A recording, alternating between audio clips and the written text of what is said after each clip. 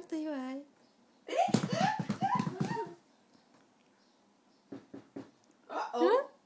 Ai mở cửa đó? Ai mở cửa đó?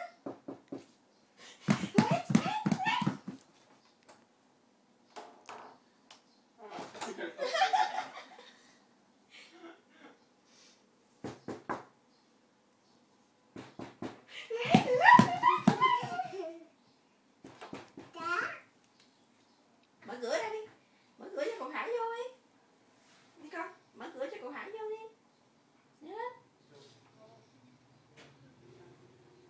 Rồi đi luôn rồi. Cậu Hải đi luôn rồi, không dở con đi uống cà phê đâu.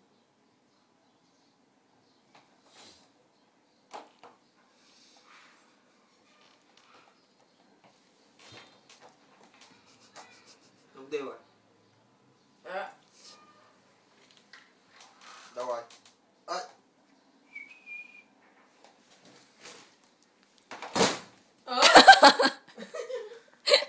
Hết hồn.